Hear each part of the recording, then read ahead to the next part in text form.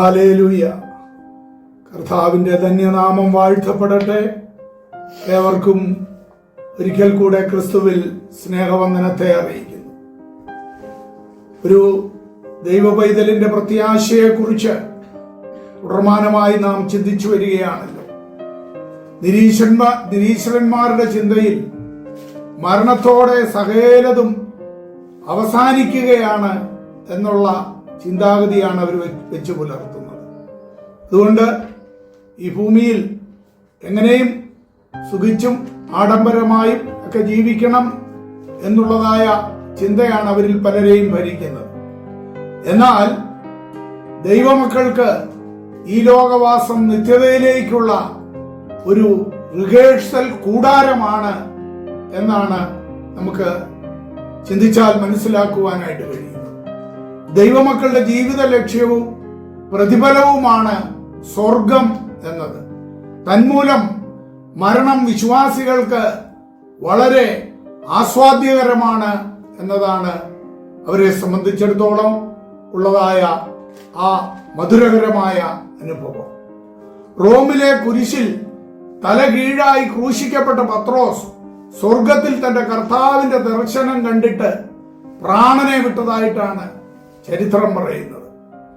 തന്റെ സഹോദരനായ അന്ത്രയോസ് 2 ദിവസം ക്രൂശിക്കപ്പെട്ട് അതിവേദനയോടെ കിടക്കുമ്പോഴും ചുറ്റും നിന്നവരോട് തന്റെ നാഥന്റെ സുവിശേഷം പറഞ്ഞതായി ചരിത്രം രേഖപ്പെടുത്തുന്നുണ്ട്.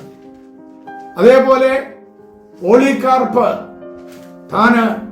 ചക്രവർത്തി തന്നോട് യേശുവിനെ തള്ളിപ്പറഞ്ഞാൽ രക്ഷപ്പെടുത്താം എന്ന് പറഞ്ഞപ്പോൾ പോളികാർപ്പ് പറഞ്ഞത്, കഴിഞ്ഞ 86 വർഷമായി ഞാൻ ക്രിസ്തുവിനെ സേവിക്കുന്നു, എനിക്കൊരു ദോഷവും അവിടുന്ന് ചെയ്തിട്ടില്ല, പിന്നെ എന്റെ പ്രാണനാഥനെ ഞാൻ എങ്ങനെ തള്ളിപ്പറയും എന്നാണ് അദ്ദേഹം പറയുവാനിടയായത്. ഇതിന്റെ ഫലമായിട്ട് എരിയുന്ന തീയിൽ നിർത്തി അദ്ദേഹത്തെ ചുട്ടരിച്ച് കൊന്നപ്പോഴും ദൈവത്തെ സ്തുതിച്ചുകൊണ്ട് ആ ഭക്തൻ നിൽക്കുകയാണ് ചെയ്തത്. 11 ശിഷ്യന്മാർ അവർ രക്തസാക്ഷികളായി. യോഹന്നാൻ മാത്രം സ്വാഭാവികമായി മരണമടയുവാനിടയായിട്ടുണ്ട്. എങ്കിലും യോഹന്നാനെ പല നിലയിൽ തിളച്ച എണ്ണയിലിട്ടും പത്മോസ് ദ്വീപിലേക്ക് നാടുകടത്തിയും ഒക്കെ കൊല്ലുവാൻ നോക്കിയെങ്കിലും അത് നടന്നില്ല. ഏതാണ്ട് 13 കോടിയിൽ പരം വിശുദ്ധന്മാർ രക്തസാക്ഷികളായി തീർന്നിട്ടുണ്ട് എന്നാണ് ചരിത്രം രേഖപ്പെടുത്തുന്നത്. അതേ പ്രിയമുള്ളവരെ, ദൈവ പൈതലിനെ സംബന്ധിച്ചിടത്തോളം ഈ ലോകത്തിലെ ഈ താൽക്കാലികമായ ജീവിതം, അതിനുവേണ്ടി ചില കണ്ണഞ്ചിപ്പിക്കുന്ന മോഹങ്ങളുടെ പുറകെ ഓടി നിത്യത ഒരിക്കലും നഷ്ടമാക്കുവാൻ അവൻ തയ്യാറാകത്തില്ല.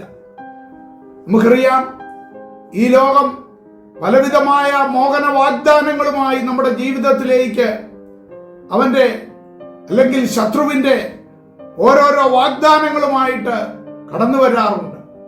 പലരും അതിൽ മയങ്ങി ഈ ലോകത്തെ സേവിച്ച് നിത്യനരകത്തിലേക്ക് പോകുമ്പോൾ ഒരു ദൈവ പൈതലിനെ സംബന്ധിച്ചിടത്തോളം രക്തസാക്ഷിത്വം വഹിക്കേണ്ടി വന്നാലും നിത്യസ്വർഗം അവൻ കണ്ടുകൊണ്ട് നിത്യതയ്ക്ക് വേണ്ടി മുറുകെ പിടിച്ചുകൊണ്ടുള്ളതായ ഒരോട്ടമാണ് അവനെ സംബന്ധിച്ചിടത്തോളം.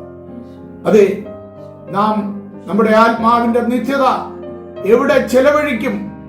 ലോകം മുഴുവൻ നേടിയാലും നിന്റെ വിലയേറിയ ആത്മാവിനെ നഷ്ടമാക്കിയാൽ നിനക്ക് എന്ത് പ്രയോജനമെന്ന ആ ആപ്ത വാക്യത്തിന്റെ മുൻപിൽ നമുക്ക് നമ്മോട് തന്നെ ചോദിക്കാം, ഈ ലോകത്തിലെ ചില താൽക്കാലികമായ അവസ്ഥകൾക്ക് വേണ്ടി എന്റെ ആത്മാവിനെ നഷ്ടമാക്കി കളയണമോ, അതോ നിത്യതയ്ക്ക് വേണ്ടി ഓടണമോ, നിത്യതയെ മുറുകെ പിടിക്കണമോ എന്ന് ചിന്തിച്ചുകൊണ്ട് ലക്ഷ്യത്തിലേക്ക് നമുക്ക് ഓടാം.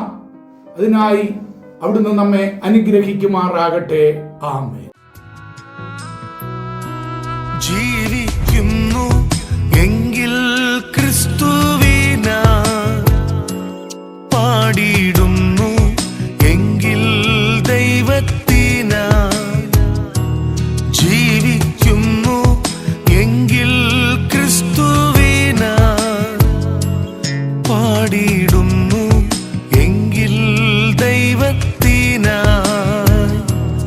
നല്ല ദാസനായി ഞാൻ തീർന്നതിനാൽ എൻ മരണം എനിക്കതു ലാഭം. നല്ല ദാസനായി ഞാൻ തീർന്നതിനാൽ എൻ മരണം എനിക്കതു ലാഭം.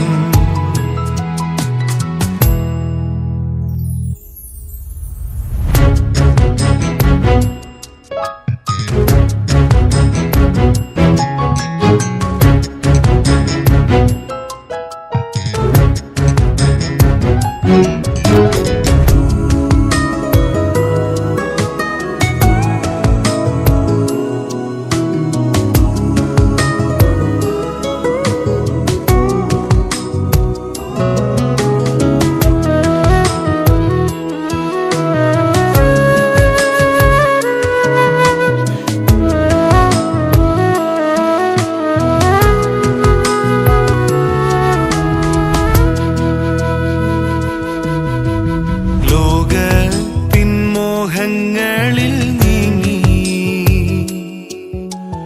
പാപത്തിൻ ദാസനായി ഞാൻ തീർന്നു. നഷ്ടമായി പോയ കാലങ്ങളോർത്ത് എന്റെ ദൈവത്തിൻ സന്നിധേ ഞാൻ ചെന്നു. ലോകത്തിൻ മോഹങ്ങളിൽ പാപത്തിൻ ദാസനായി ഞാൻ തീർന്നു. നഷ്ടമായി പോയ കാലങ്ങൾ